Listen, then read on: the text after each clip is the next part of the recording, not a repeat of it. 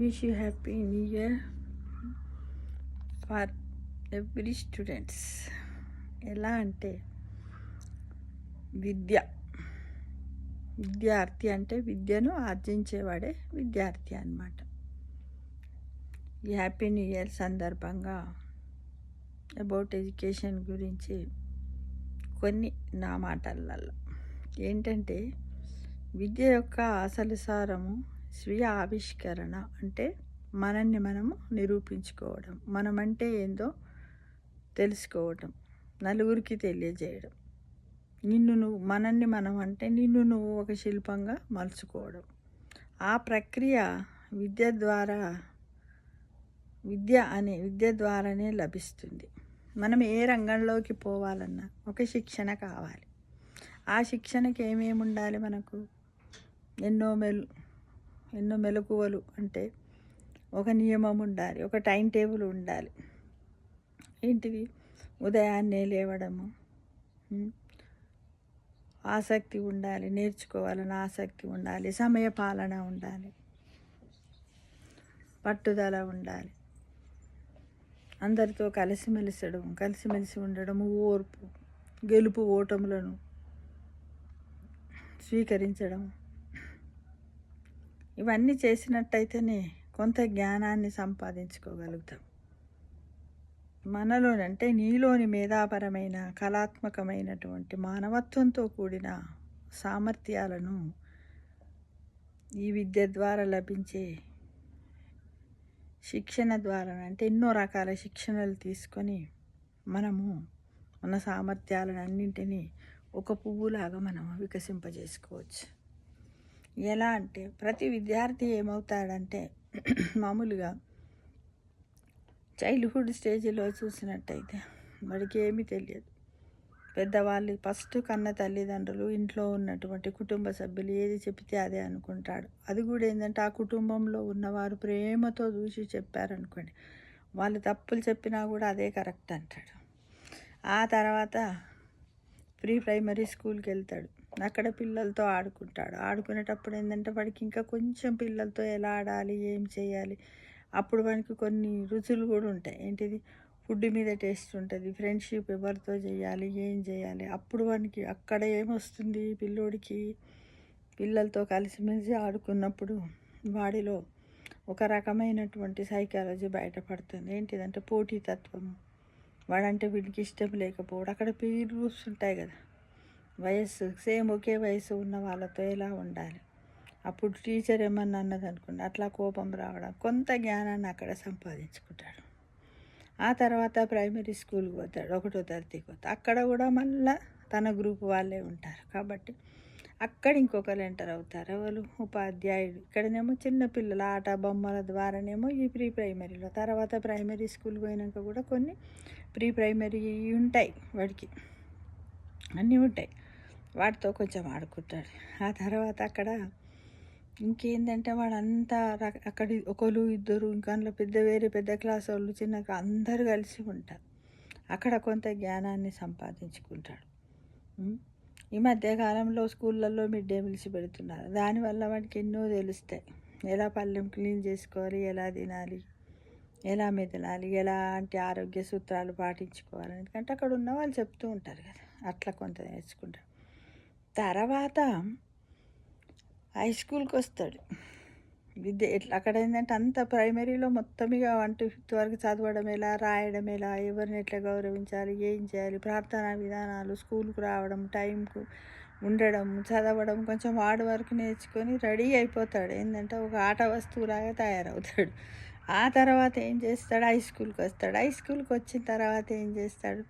ఇక్కడ అన్ని ఆట వస్తువులు ఉంటాయి. అందులో కూడా ఏంటంటే కొన్ని పవర్ఫుల్ ఉంటాయి, లో పవర్ఫుల్, కొన్ని మీడియం. అందరితో కలిసిమెలిసి అట్లానో ఇట్లానో ఉపాధ్యాయుల కొద్దిమంది సబ్జెక్ట్ టీచర్ల భయంతో అట్లా అన్ని రకాలైనటువంటి అంటే హెల్త్ గురించి సైన్స్ నేర్చుకుంటాడు, గణితాన్ని నేర్చుకుంటాడు, సంఘం గురించి, సమాజం గురించి, తోటి ఫ్రెండ్స్ గురించి. ఇదంతా టీనేజ్ స్టేజ్.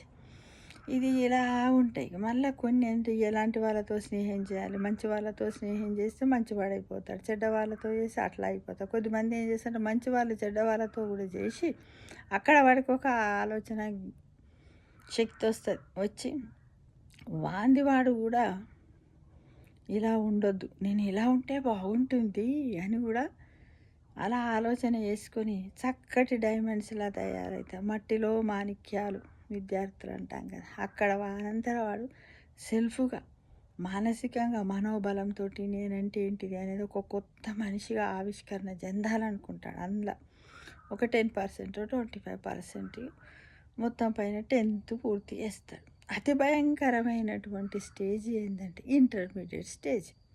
కొద్దిమందికి ఏమవుతుందంటే 10th వరకే అంత మెచ్యూరిటీ లెవెల్స్ వచ్చి వాడంటే ఏంది, నేను ఎలా చదవాలనే విధానం అంటే ఇవన్నిటికి కూడా కారణాలు ఏంటంటే అన్ని రకాల స్కూల్లో ఉన్నటువంటి ఉపాధ్యాయులు, పిల్లల యొక్క సహచర్యము, ఇంట్లో తల్లిదండ్రులు, కుటుంబ సభ్యులు అందరితో కొంత నేర్చుకుంటాడు కదా, దాంతో పర్వాలేదని ఒక రూట్ ఉంటుంది. కొద్దిమందికి మ్యాచ్యూరిటీ లెవెల్స్ తక్కువ రావడం వల్ల ఏమైపోతుంది, వాడికి ఇక బాగా తెలియక ప్రీమెచ్యూరిటీగా ఉంటే మట్టుకు వాడు చాలా డేంజర్ అయినటువంటి పద్ధతిలో పడి ఇంటర్మీడియట్లో ఆగమాగం చేస్తూ ఉంటాడు. కాబట్టి ఇంటర్మీడియట్ స్టేజ్ అనేది ఒక ప్రతి మనిషికి, ప్రతి విద్యార్థికి కూడా అతి ముఖ్యమైనటువంటిది.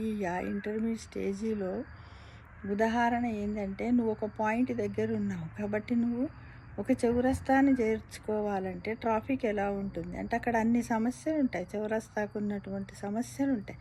వాటిని అన్నింటినీ ఎలా ఛేదించుకోవాలి, నేను ఏ విధంగా ఏ చౌరస్తాకు పోవాలి ఏంటిది అనేది రావాలంటే ఫస్ట్ ఇంటర్మీడియట్ స్టేజీలోనే నువ్వేం చేస్తావు, ఒక చక్కటి ఆలోచన విధానంతో ముందుకు వెళ్ళడానికి నీ మనస్సును సంతృప్తిపరచుకొని చక్కటి బాటలు వేసుకోవాలి. ఈ స్టేజీ తర్వాత నువ్వు చౌరస్తాకు పోతావు. పోయిన తర్వాత అప్పుడు అక్కడ చౌరస్తా దగ్గర నువ్వు పెట్టాల్సింది ఏంది, నీ నాలెడ్జ్ ఎలా ఉండాలి. గ్రీన్ కలర్లో ఉంటే బ్రైట్, రెడ్లో ఉంటే ఆగిపోతావు, ఆరెంజ్లో ఉంటే కొంతవరకు అది చేస్తావు, ఇక ఏడికి ఒక కదిలి కూడా కదలకుండా ఉంటావు. అది కాదు నీ స్టేజ్. కాబట్టి గ్రీన్లోనే వెరీ బ్రైట్గా ఉండి ఫ్లైట్ లాగా ఎగిరిపోయేంత నాలెడ్జ్ని సంపాదించుకో. చాలా మోస్ట్ ఇంపార్టెంట్ స్టేజ్ ఏంటంటే ఇంటర్మీడియట్ స్టేజ్. తల్లిదండ్రులు కూడా పిల్లలు ఏం చేస్తున్నారు ఏంటిది అనేది అబ్జర్వ్ చేయాలి. మెయిన్గా ఇంటికి వచ్చిన తర్వాత పేరెంటే బాగా చూడవలసి వస్తుంది. వాళ్ళతో ఒక ఫ్రెండ్ లాగా ఉండాలి, వాళ్ళకి అడ్వైజ్ ఇవ్వాలి, ఎలా చదవాలి, ఏం చేయాలి అంతా మొదటి నుంచి పేరెంట్ ఉంటాడు వాళ్ళ వెంబడి. కానీ ఇంకా వాళ్ళ ఏజ్ని బట్టి మన దగ్గర ఎలాంటి రహస్యాన్ని దాచి ఉంచకుండా ప్రతి ఒక్క విషయం చెప్పడానికి ప్రయత్నించేలాగా ఉంచుకోవాలి ఫ్రెండ్స్ మనము. కాబట్టి వాళ్ళని బెదిరియద్దు, ప్రేమతోటి ఒరే నువ్వు నాకు ఒక ఫ్రెండ్ రా, ఏదైనా సరే రా, మనం చేయకున్నా సరే కొన్ని చేసినాం రా, అప్పుడు చేస్తే మాకు మా తల్లిదండ్రులు ఇట్లా చెప్పిర్రురా అని చెప్పాలి. అట్లా కూడా వాడు వినలేదనుకో, ఇక పలానా ఆంటీ వాళ్ళ కొడుకు గిట్లా చేస్తే గిట్లా అయింది నాన్న, అందుకోసం నువ్వు అవి చేయొద్దురా కదా అని వాడితోటి మనం అనిపించేటట్లు ఏవో కొన్ని ఎగ్జాంపుల్స్ చెబుతూ అవన్నీ ముందుకు సాగనివ్వాలని ప్రతి ఒక్క పేరెంట్ కూడా ఈ న్యూ ఇయర్ సందర్భంగా 2025లో ఖచ్చితంగా పిల్లల మీద ఒక ప్రత్యేకమైన దృష్టి పెట్టి ఒక విద్యనే వస్తే కాదు, సంస్కారం రావాలి, ఆధ్యాత్మికంగా భగవంతుని ఎలా చేయాలి రావాలి. ముఖ్యంగా అందరి పిల్లలతో భగవద్గీత చదివించడానికి ట్రై చేయండి, మీరు కూడా చదవండి. ఇదే నా ముఖ్య ఉద్దేశము. భగవద్గీత అనేది మత గ్రంథము కాదు, అది ఒక ధర్మాన్ని, ఒక జీవిత విధానాన్ని మనకు మార్గదర్శకాలనిచ్చే అతిపెద్దదైనటువంటి ఎన్సైక్లోపీడియా మహాగ్రంథంగా భావించి అందరూ కూడా చదవచ్చు. మతం అనేది లేదు, ఇది అందరిది ఇది. కాబట్టి అందరం చదవచ్చు. ఒక అనంతమైనటువంటి శక్తి భాండాగారం మహాభగవద్గీత. శ్రీకృష్ణ భగవానుడు చెప్పినట్టు ప్రతి చర్య, ప్రతి మనస్సు, రోగాలకు అన్నిటికీ సంబంధించినటువంటి సమాచారం అందులో ఉంది ఫ్రెండ్స్. తప్పకుండా స్టూడెంట్స్ ఖచ్చితంగా చదవండి, చదివించడానికి ప్రయత్నం చేయండి. ముఖ్యంగా స్టూడెంట్స్, యూత్స్ అందరూ, పేరెంట్స్ అందరం కూడా మనము తలుసుకుంటే సాధించేది లేనిది ఏమీ లేదు అన్నట్టు. మనసుంటే మార్గం ఉండకపోదా అని కనీసం మనం మన ఇంటి చుట్టూ ఉన్న వాళ్ళని అందరి, మన పరిసరాల్లో, మన ఊరు గ్రామాలలో కూడా ఎంత వీలైతంత ఏదైనా శుభకార్యాలప్పుడు పోయినప్పుడు కూడా భగవద్గీత గురించి చెప్పండి.